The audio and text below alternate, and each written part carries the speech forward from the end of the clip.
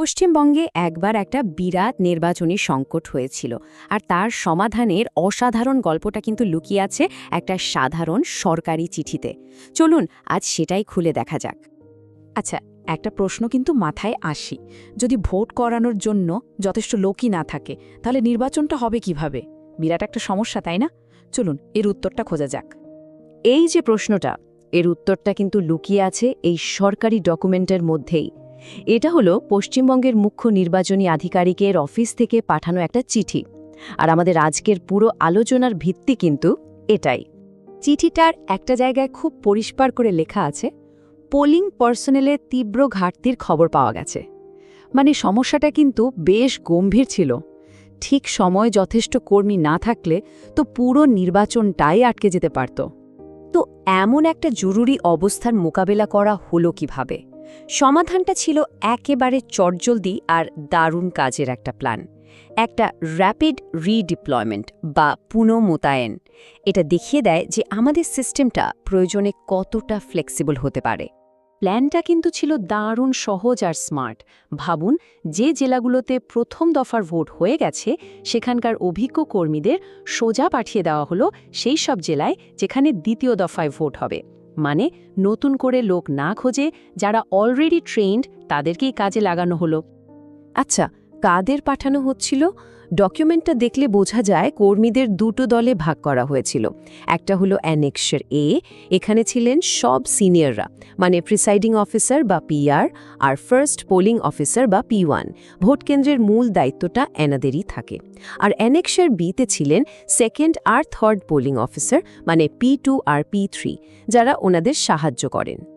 এই পুরো প্ল্যানটা যে আসলে কত বড় ছিল সেটা আসল বোঝা যায় এর সংখ্যাগুলো দেখলে।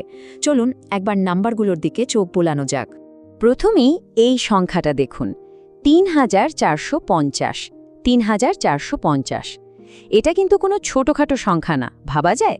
শুধু একটা জেলায়, দক্ষিণ ২৪ পরগনায় এতজন সিনিয়র ভোট কর্মীকে অন্য জেলা থেকে আনা হয়েছিল। এই যে ৩,৪৫০ সংখ্যাটা, এটা আমরা পাচ্ছি অ্যানেক্সার এ থেকে। ডেটাটা ভালো করে দেখলে বোঝা যায় এখানে পূর্ব মেদিনীপুর, পশ্চিম বর্ধমানের মতো বেশ কয়েকটা জেলা থেকে কর্মীদের পাঠানো হচ্ছে দক্ষিণ ২৪ পরগনায়। আর সব মিলিয়ে টোটালটা দাঁড়াচ্ছে ঠিক ৩,৪৫০। সত্যি কি বিশাল একটা ব্যাপার। কিন্তু গল্পটা এখানেই শেষ না, এটা তো সবে শুরু। সিনিয়র অফিসাররা তো গেলেন, তাদের সাহায্য করার জন্যও তো লোক লাগবে, তাই না? তো তাদের সঙ্গে পাঠানো হয়েছিল আরও ৪,২৪৮ জন সেকেন্ড আর থার্ড পোলিং অফিসার। এই হিসেবটা আমরা দেখতে পাচ্ছি অ্যানেক্সার বিতে। এখানেও দেখুন, একা দক্ষিণ ২৪ পরগনাতে পাঠানো হয়েছে ৪,২৪৮ জন কর্মীকে। মানে দুটো ক্যাটেগরি যদি আমরা মেলাই তাহলে প্রায় ৮,০০০ কর্মীকে শুধু একটা জেলার ভোটের জন্য অন্য জায়গা থেকে আনতে হয়েছে। ভাবা যায় ব্যাপারটা? তো এত বড় একটা কাজ তো আর এমনি এমনি হয়ে যায় না। এর জন্য একটা খুব গোছানো পরিষ্কার নিয়মকানুন দরকার। চলুন দেখি ঠিক কিভাবে পুরো ব্যাপারটা ম্যানেজ করা হয়েছিল।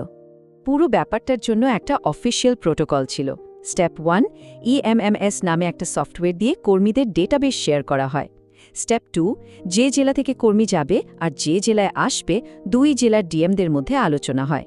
আর ফাইনালি স্টেপ 3, প্রত্যেক কর্মীকে নতুন করে ফর্মাল অ্যাপয়েন্টমেন্ট লেটার দেওয়া হয়। এই যে একটা গোছানো পদ্ধতি, এটাই নিশ্চিত করেছিল যে কোনো রকম গণ্ডগোল ছাড়াই কাজটা হয়ে যাবে। এই পুরো ঘটনাটা আমাদের একটা জিনিস ভাবতে বাধ্য করে। একটা নির্বাচন হোক বা অন্য কোনো বড় আয়োজন, এর পেছনে যে কত রকমের অদৃশ্য প্ল্যানিং আর লজিস্টিক্স কাজ করে সেটা আমরা বাইরে থেকে বুঝতেই পারি না। এই ধরনের প্রস্তুতি ছাড়া এত বড় মাপের কাজ করা কি আদৌ সম্ভব?